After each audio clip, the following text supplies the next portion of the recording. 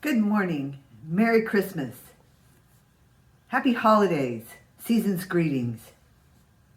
Whatever you're doing at this time of year, my very best to you. Thank you for tuning in. This is episode 8 of the Dittmer Knittery podcast. This is a special Christmas episode. My name is Bev, and you can find me and Dittmer Knittery on the internet, on Etsy, and Instagram and Facebook and right here on YouTube. Like I said, today is going to be a rather Christmassy episode, beginning with a tradition that I have practiced for many years. And I'm one of those people who sometimes says I don't do Christmas, or I'm kind of grumpy about it.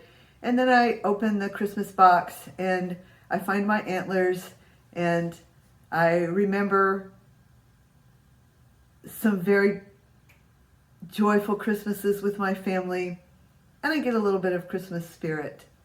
So I'm going to show you some Christmas decorations that I've made, and then I will come back and talk to you a little bit more.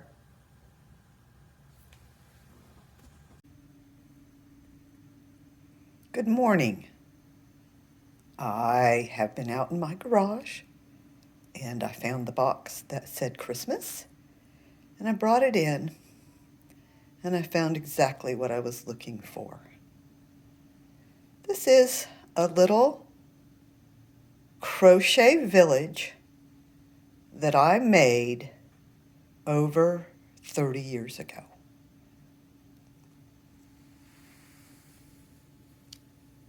There's 3 little houses, 2 little trees, a gazebo, and a church. This was made with crochet thread. Of course, I had a pattern, and probably will find this pattern sometime in the next few months, and I will show it then or next Christmas. Look at the detail here on these pieces.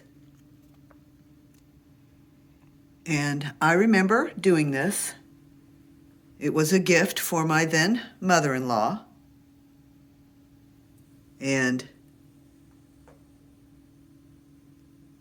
a few years ago, when she passed away, they returned this set to me, and that was very touching to me, and how thoughtful and considerate for them to have realized that I made this and give it back to me so that I could treasure it as she had treasured it. And I remember when I made these things, you had to soak each piece in something to stiffen it, and I believe I used Aleene's glue diluted, and my then husband, so this was a gift for his mother, he cut out little cardboard shapes for each one of these pieces and covered them with plastic wrap so that I could lay out these pieces to dry after I had soaked them in the Aleene's craft glue. So we laid them out and pinned them down, and they dried. If I remember correctly, they laid out flat, and then you folded them up and glued or stitched the edges of these houses together. And I know that that roof is glued on. This roof to the poor little smashed gazebo is glued on. So he made these little pieces that enabled me to lay these out flat, pin them down, and have them dry so that I could give this little village as a gift. It was really fun to do. I do remember being crazy enough to do a lot of thread crochet And just really happy to see this, and thought you might like to see it. In the background here is one of my favorite Afghans that I made many, many years ago. This is a crocheted, I'm going to say it's Queen's Anne lace, of course from a pattern. I thought that made a nice background for my village. And I will be back in a few minutes and show you some more Christmas decorations that I made in the past. Here are some of the crocheted snowflakes that I made, again, many years ago, 30, 35 years ago. And these are just a few of them. I made many, many of them, and I gave them as gifts and to friends and family members.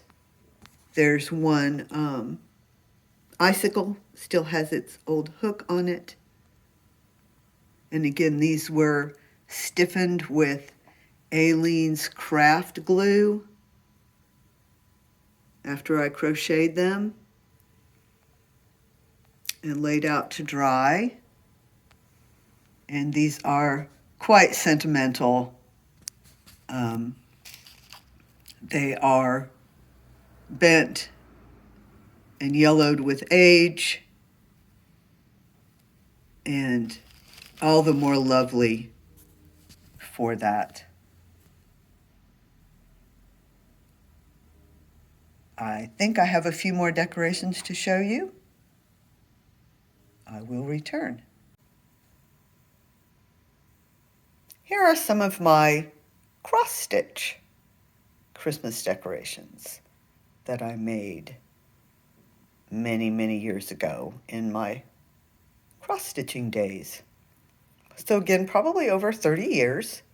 And I say that because I remember where I lived, what I was doing when I made these things. So I say with fair confidence that they are that old.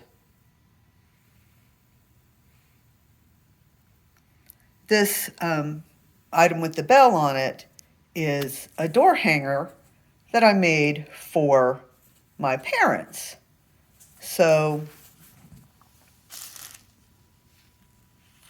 it hangs up on the doorknob, and it gives a nice jingle every time you open the door. And like I said, I made this for my parents all those many, many years ago. And then when they passed away, I received it because people recognized that I made it. Or maybe I found it and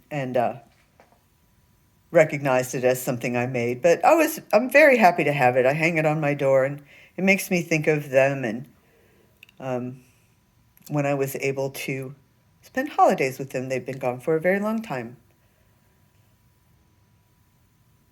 And it fills me with joy to see these things and think of them. My parents were very, very nice people, wonderful parents.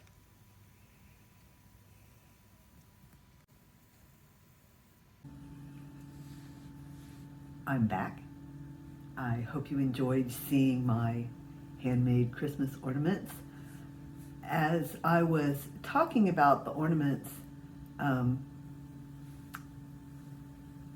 it came to me that not only did my husband make flat pieces to lay out the houses, but he made like 3D little cones for me to set the trees on. And I'm pretty sure there must have been some kind of cardboard 3D plastic covered structure for the steeple of the church as well. Like I said, just as I was looking at them and thinking about them, it occurred to me that not only did he make flat pieces for me to use, but he also created some 3D items. And I had those pieces, those cardboard plastic covered pieces, taped and pinned in my craft collection for decades. I may still have them, I don't think I do, But although I never recreated this, I always kept those pieces thinking that if I ever did, I would need them. And it was also something very special that someone special to me did for me.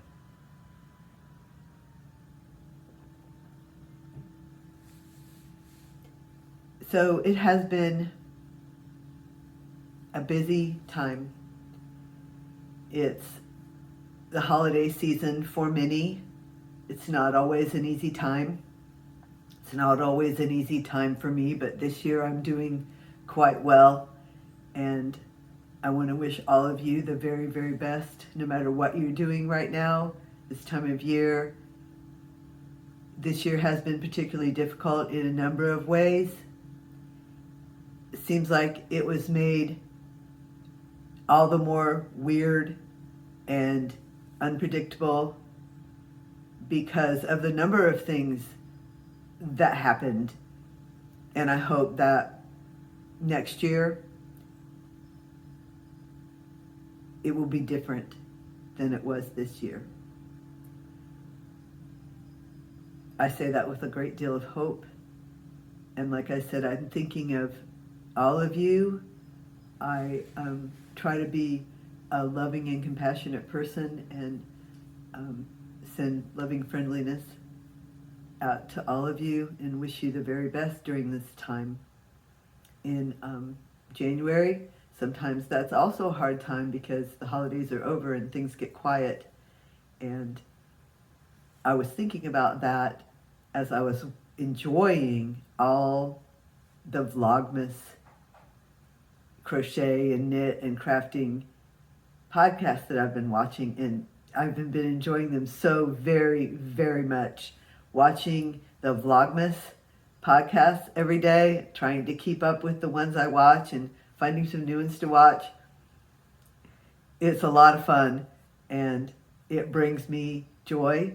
And so rather than trying to tell you which ones I watch, what I would say is find some Vlogmas podcasts and watch them. Every single one I've watched has made me smile. And some of them are touching, some of them are hilarious, some of them are long, some of them are short. You will definitely find something in the Vlogmas category that you enjoy. So I encourage you to do that and support our fiber community. If you enjoy my podcast, I hope that you will like and subscribe. I do appreciate you watching, and I hope that you will tune in next year where I will have more content.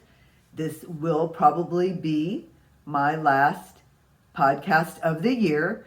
There's plenty of content out there. Go watch Vlogmas from everyone, and I will see you soon. Thank you.